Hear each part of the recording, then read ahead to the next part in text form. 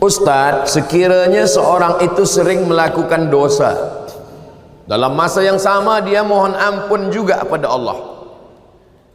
Syarat taubat 3. Pertama, an-nadamu fil qalbi, menyesal dalam hati. Yang kedua, al-iqraru bil lisani, diucapkan dengan lidah, astaghfirullah. Agak panjang, astaghfirullahalazim. Lebih panjang, astaghfirullahalazim alladzi la ilaha illa huwal hayyul qayyum wa atubu ilaih. Lebih panjang, Allahumma anta rabbi la ilaha illa anta khalaqtani wa ana 'abduka wa ana 'ala ahdika wa wa'dika mastata'tu a'udzubika min syarri ma sana'tu abu'u laka bi ni'matika 'alayya wa abu'u bi dzambi faghfir li fa innahu la yaghfiru dzunuba illa anta. Saya belum hafaz, gerak-gerakkan aja mulut. Menyesal dalam hati, ikrar dengan lisan. Yang ketiga, al-itmaru alla ya'uda ilaihi abadan, bertekad kuat tidak akan kembali kepada dosa. Orang yang lebih mendulukan istighfar di mulut daripada menyesal di hati, menyesal dulu baru mulut. Siapa yang mulutnya dulu beristighfar, belum ada menyesal di hati, kal mustahzi, seperti orang yang mengejek, mengolok-olok Allah SWT. Mudah-mudahan kita berubah di bulan haram, bulan Muharram, bulan mulia. Kita semuanya menyesal, istighfar, dan tak mengulangi lagi insyaallah. Amin ya rabbal. Al-Fadil, Tuan Guru Ustaz Somad, apakah hukum membawa anak kecil ke masjid dalam masa yang sama membiarkan anak mengganggu orang sedang sembahyang? Ada namanya sobi, ada namanya mumayyiz, ada namanya amrat, ada namanya baligh. Baligh dah menimpi, dah baligh. Amrat dah tumbuh tipis. Tipis macam saya ni lah, tumbuh tipis. Mumayyiz sudah boleh membezakan mana makanan, mana kotoran. Sabi belum boleh membezakan. Jadi kalau budak kecil dia agak ribut, menjerit, kita katakan dia diam, ini mumayyiz.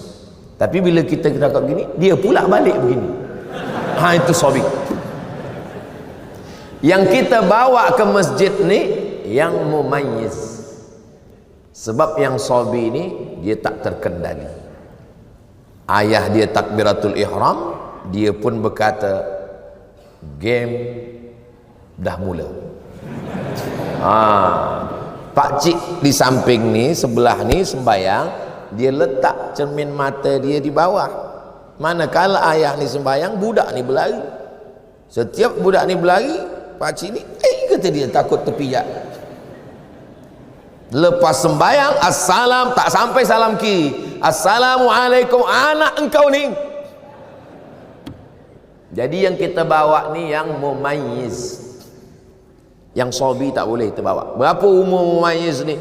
4 tahun, 5 tahun. Tengok budak, berapa budak. Ada pula puan bercakap, saya Pak Ustaz, jangankan anak, laki saya pun belum mumayyiz lagi.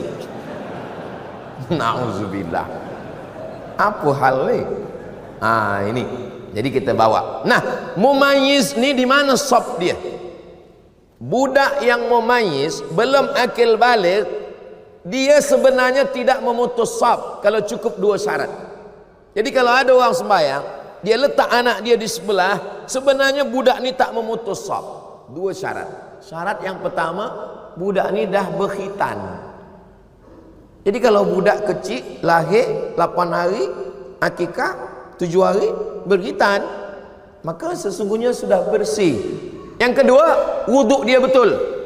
Kenapa budak-budak kecil kita larang? Budak kecil belakang, sebab dia tak cukup 2 syarat. Saya tengok budak kecil, budak tadika, dia ambil air, ambil mata dia je, kaki dia sipak-sipak air, ayah dia tak tengok.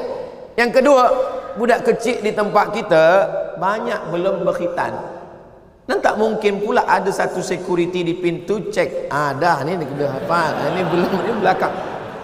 Macam mana kita tak tahu?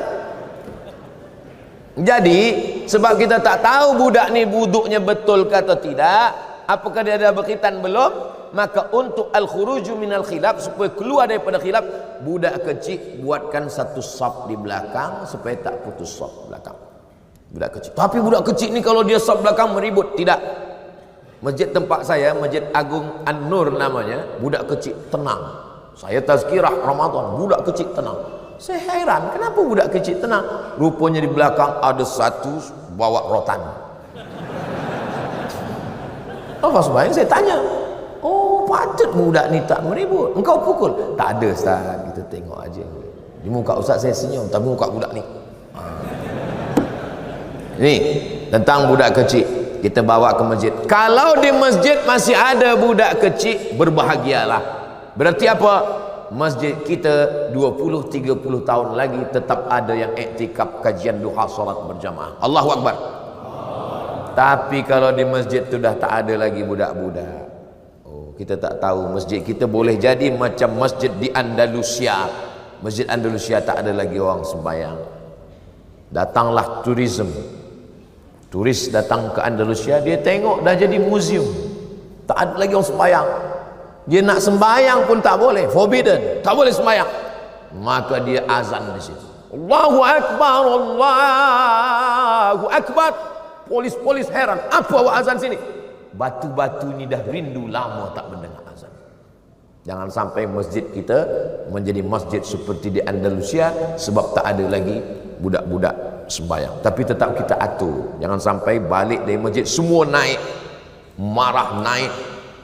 Kata puan di rumah, abang ke masjid nak hilangkan setan, aku berjumpa setan di masjid. Tiga, yang berbahagia Ustaz, apa hukum selepas solat terus melihat handphone? Assalamualaikum warahmatullahi, Assalamualaikum warahmatullahi. Bini aku suruh cepat balik. Ada orang tanya saya, Ustaz Somad, apa hukumnya lelaki takut pada isteri? Kata saya, lelaki yang takut pada isteri, nanti bila dia mati, dia tak kena azab kubur. Sebab apa? Sebab dia dah terlalu kena azab di dunia.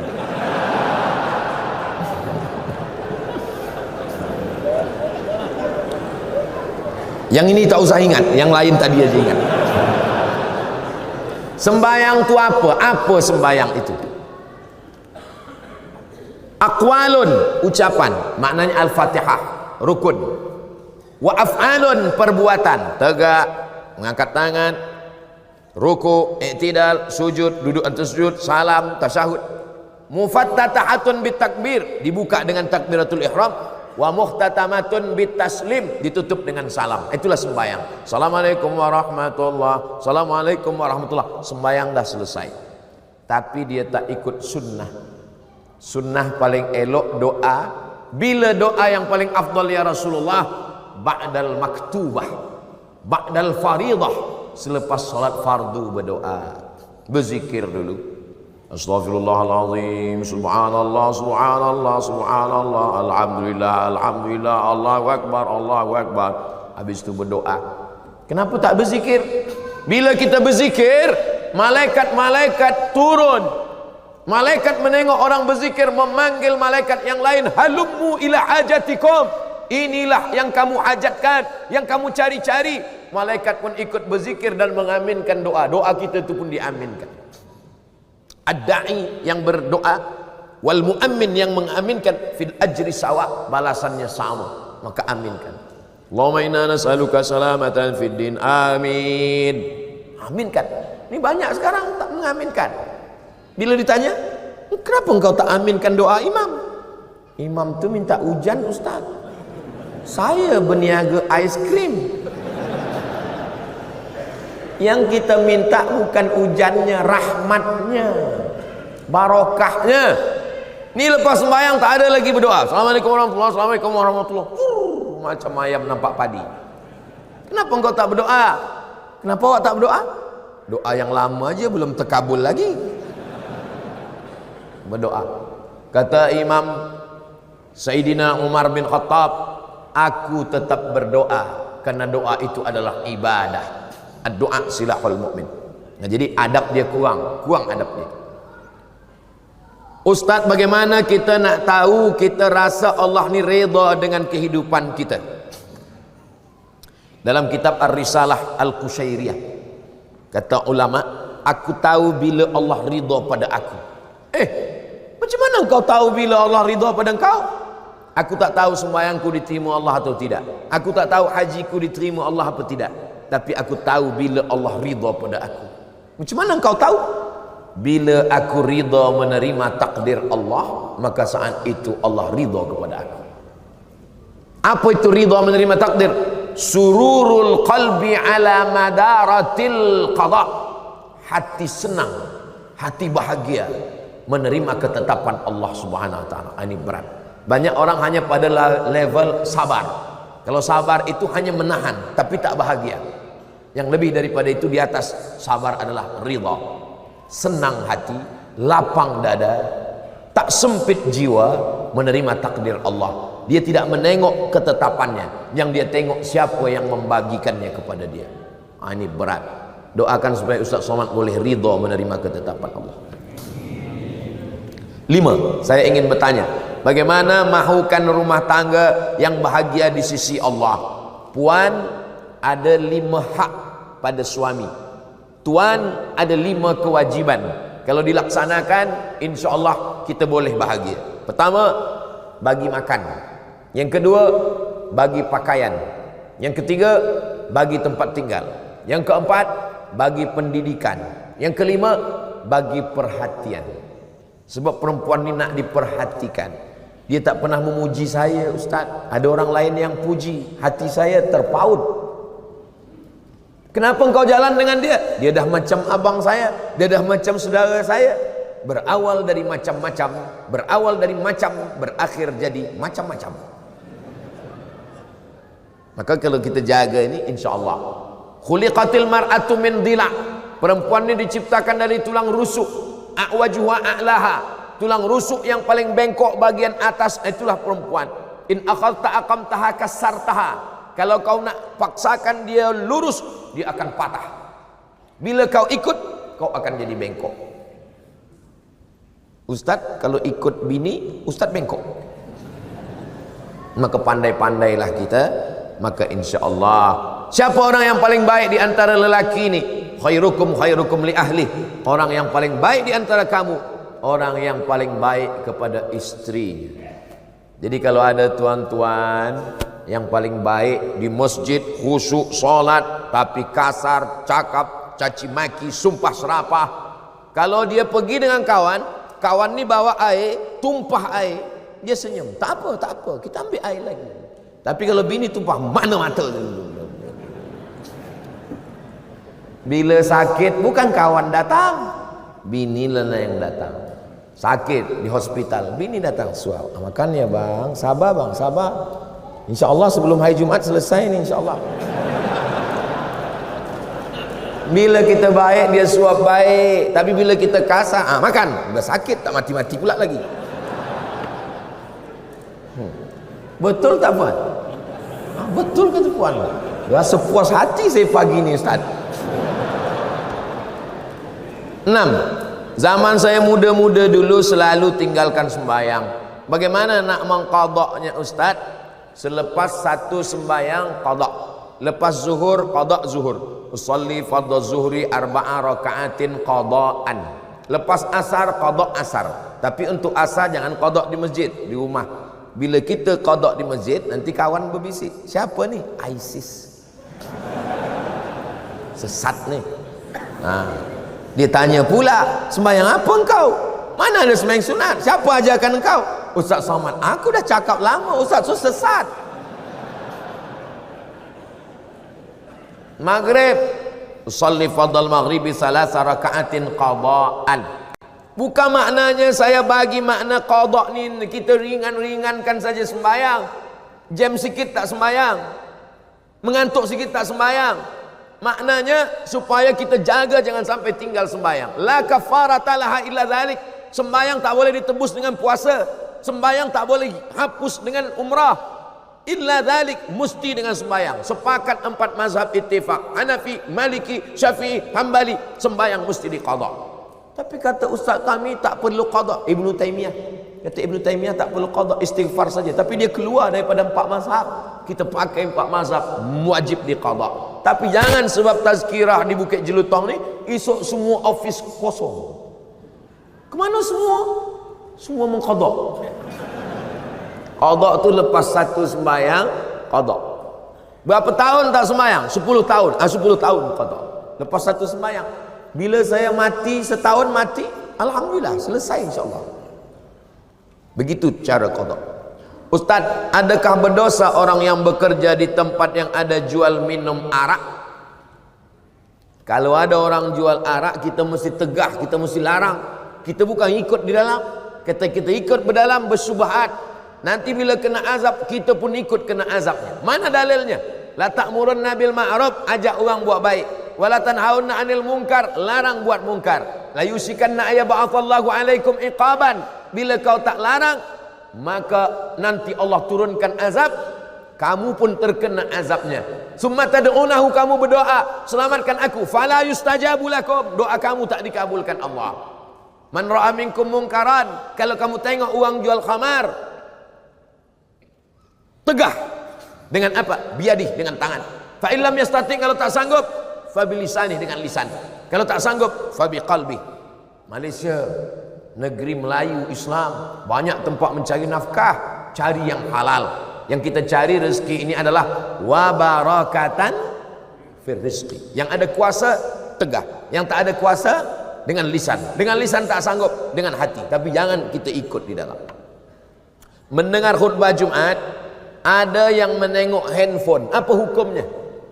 Man la'ibal hasa fala jum'ata lahu. Siapa yang main-main batu, maka tiada Jumat baginya. Man la'ibal hasa faqad lagha. Siapa yang main-main batu, dia dah sia-sia. Dulu lantai Masjid Nabawi tak ada hambal, tak ada semen. Masa tu batu. Khatib sedang berkhutbah, dia main-main batu.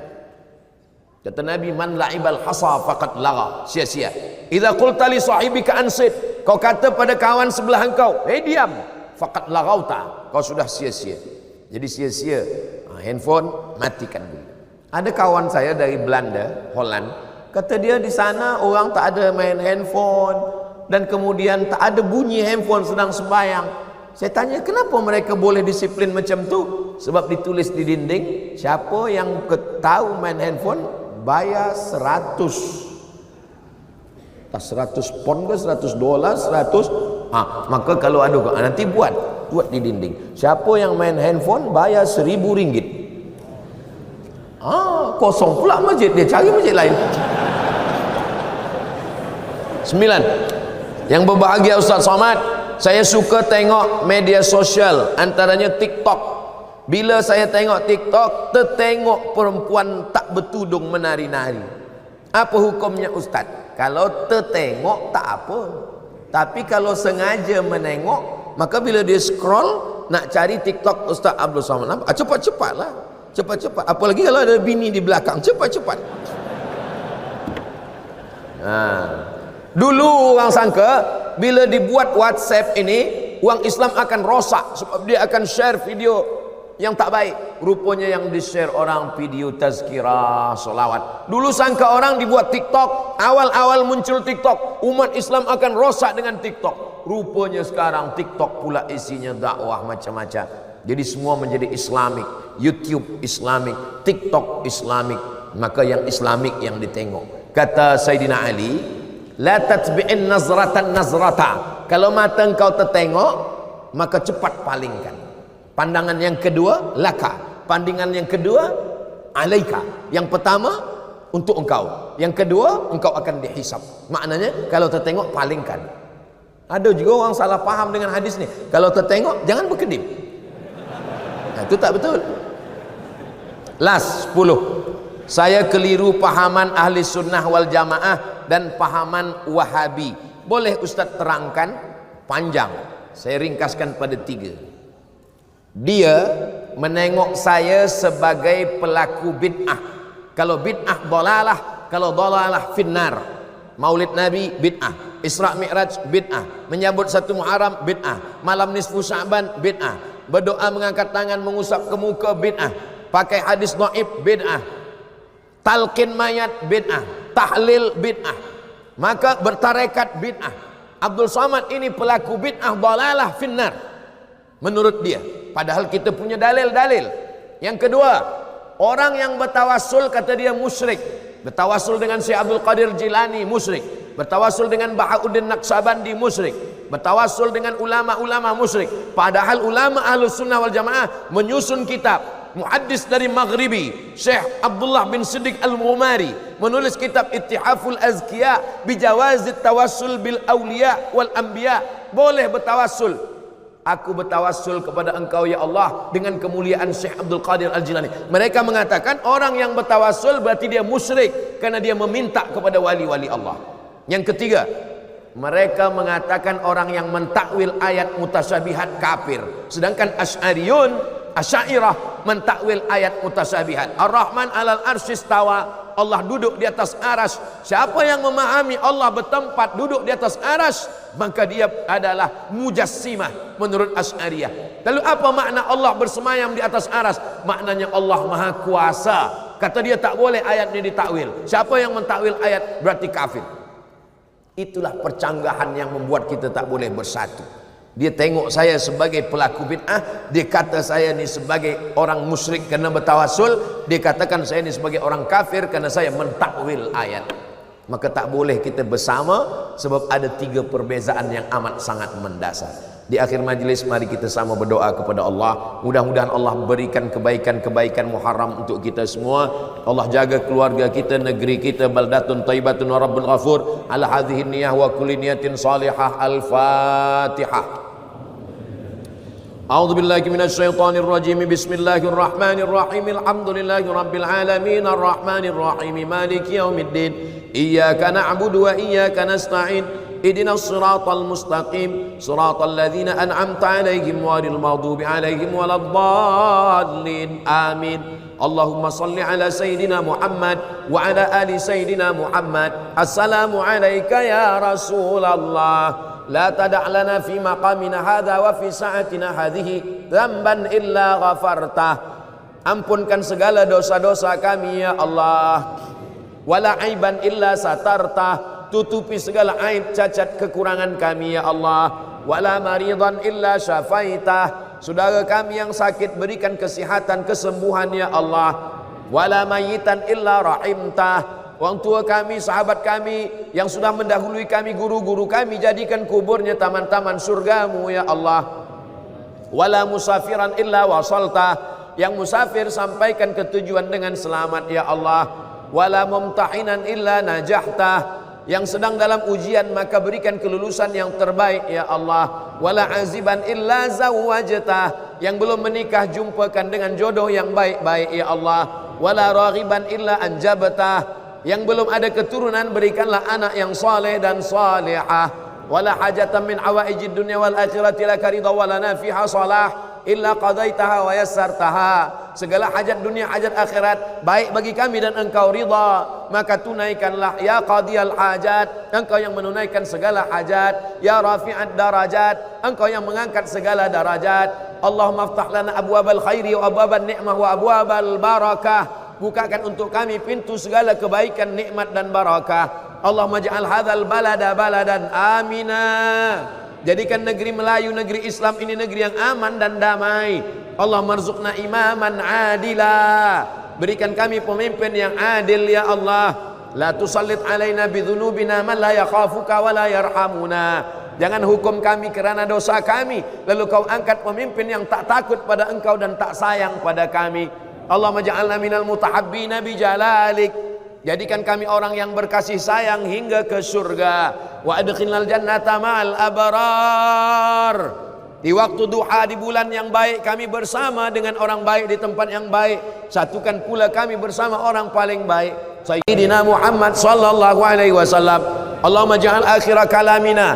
Jadikan akhir kalam kami manakala ajal datang, malaikat maut mencabut nyawa kami, kalimah yang keluar dari mulut kami, la ilaha illallah Muhammadur Rasulullah sallallahu alaihi wasallam. Kalimat haqqin 'alaiha nahya wa 'alaiha namutu wa biha nub'atsu insyaallah. Rabbana atina fid dunya hasanah wa fil akhirati hasanah wa qina adzabannar. Wa sallallahu ala sayidina Muhammad wa ala alihi wa sahbihi wa sallam. Walhamdulillahi rabbil alamin. Taqabbalallahu minkum minna wa minkum taqabbal ya karim. Terima kasih segala perhatian, mohon maaf segala kekhilafan dan kesilapan. Aku qauli hadza astaghfirullah li wa lakum. Saya akan kembali ke Sumatera, ke Indonesia, ke Riau. Kita tak pernah berpisah kerana kita selalu bersama dalam doa, saling mendoakan. Wassalamualaikum warahmatullahi wabarakatuh.